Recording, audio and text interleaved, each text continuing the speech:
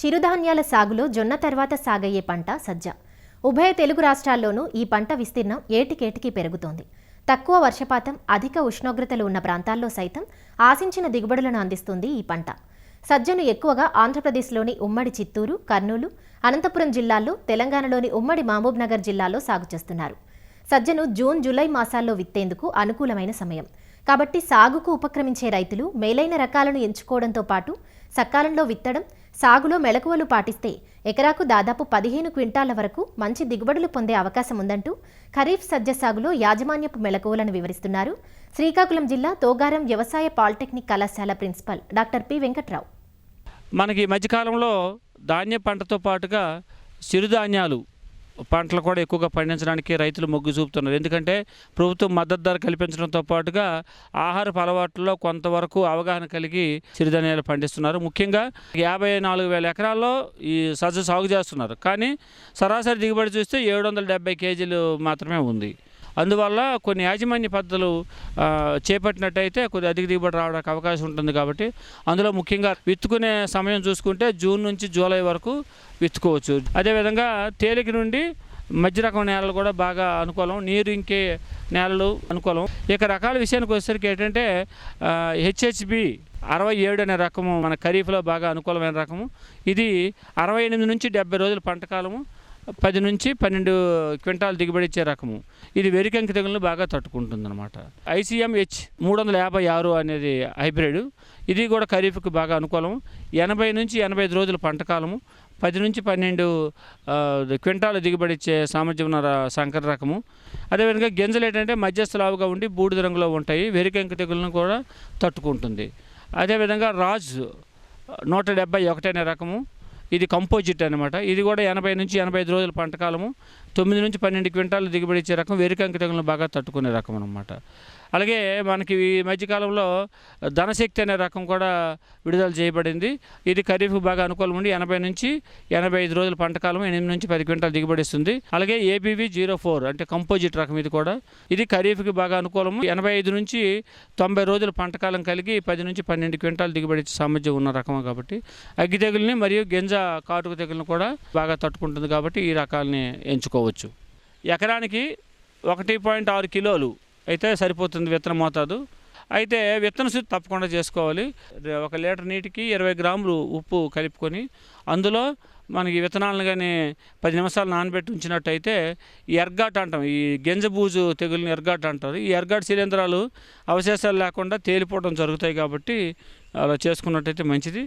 అలాగే ఆరిన తర్వాత కిలో విత్తనానికి 3 గ్రాముల థైరమ్ లేదా క్యాప్టాన్ లేదా 6 గ్రాముల మెట్లాక్సిల్ అనే మందుని కలిపి కానీ విత్తన శుద్ధి చేసుకున్నట్టయితే ఈ గింజబూజు రాకుండా ఉంటుందన్నమాట.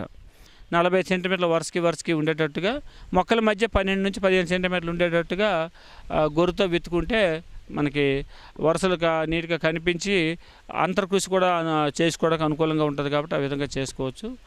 నారు పోసి కూడా చేసుకోవచ్చు. నారు పోసుకొని చేస్తే 15 రోజుల వయసు గల నారు మొక్కల్ని మనం ఇప్పుడు చెప్పుకున్నట్టు దూరంలో కానీ నాటుకున్నట్టయితే ఎకరానికి 58,000 నుంచి 72,000 మొక్కలు అవసరం ఉంటాయి. కాబట్టి మనకి సరిపోతుంది. కలుపు నివారణ విషయానికి వచ్చేసరికి ఏంటంటే విత్తిన వెంటనే మనం ఎకరానికి 600 గ్రాములు ఎట్రాజిన్ అనే మందుని 200 లీటర్లు కలుపుకొని మనం తడి నేలపైన పిచికారీ చేస్తే మనకి కలుపు రాకుండా ఉంటుంది. అలాగే 25 నుంచి 30 రోజులప్పుడు అంతర్కృషిగా చేసుకోవడం మంచిది. ఇక ఎరువుల విషయానికి వచ్చేసరికి ఏంటంటే ఎకరానికి 4 టన్నుల పశువుల ఎరువు తప్పకుండా వేసుకుని ఆఖరి దుక్కులో కలిగి ఉండాలి. ఇంకా 24 కిలోల నత్రజని, 12 కిలోల భాస్వరం, 8 కిలోల పొటాష్ ఇచ్చే ఎరువులను వేసుకోవాలి.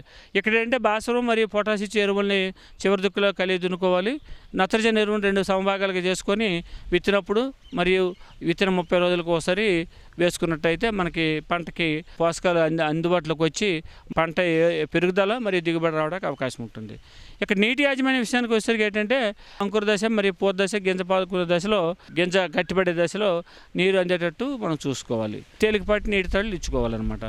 ఇక సస్యరక్షణ విషయానికి వచ్చేసరికి ఏంటంటే సజ్జలో ఈ మధ్యకాలంలో మొక్కజొన్నలు వచ్చినట్టే సజ్జలో కూడా కత్తిరి పురుగు ఆశించడం జరుగుతుంది.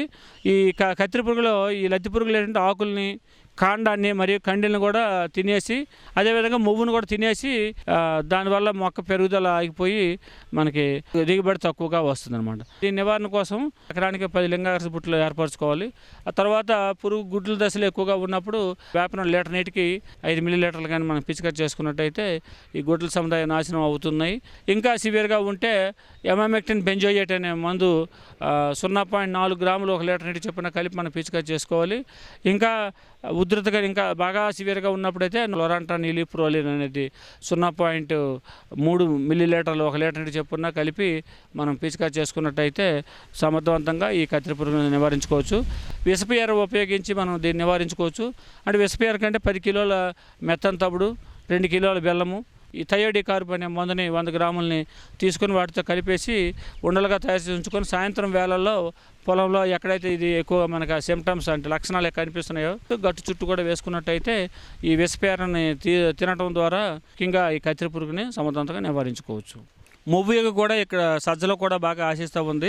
మొవ్వేగ లద్దె పురుగు ఏంటంటే ఆకులు పై భాగంలో గీకి పాకడం వల్ల తర్వాత క్రమంగా మొవ్వులోకి చొచ్చుకొని మొవ్వుని మొత్తం తినేస్తుంది. అందువల్ల మొవ్వు మొత్తం చనిపోవడం కూడా అవుతుందన్నమాట. అందుకు దీని నివారణ కోసం ఏంటంటే ఖరీఫ్ సీజను తప్పకుండా మొదటి జూలై 15 లోపునే విత్తుకోవాలి. అలాగే ఈ పురుగుని నివారించడం కోసం ఏంటంటే విత్తే ముందు ఇమిడాక్లోపిరిడ్ అనే మందుతో విత్తన శుద్ధిగా చేసుకున్నట్టయితే ఈ పురుగు ఉధృతంతో నివారించుకోవచ్చు.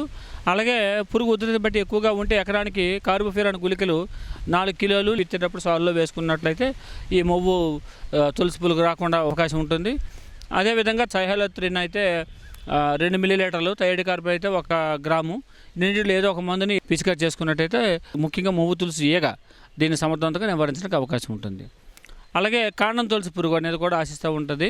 ఇదేంటంటే విత్తిన 30 రోజుల నుంచి మొత్తం పంట కోత వరకు ఆశిస్తూ ఉంటుంది. కాబట్టి ఇది ఆశించినప్పుడు ఏమవుతుందో ముఖ్యంగా ఆకులపైన రంధ్రాలు ఏర్పడి కాండం మొవ్వు చనిపోవడం జరుగుతుంది. మొవ్వు బయటకు వచ్చేస్తే డెడ్ హార్ట్స్ అంటాం, బయటకు కూడా ఈజీగా వచ్చేస్తుంది. కాబట్టి మొదటగా అయితే వేప నూనె గుడ్ల సముదాయ దశలో వేప నూనె 1 లీటర్ నీటికి 5 మిల్లీలీటర్లు చొప్పున కలిపి పిచికారి చేసుకోవాలి.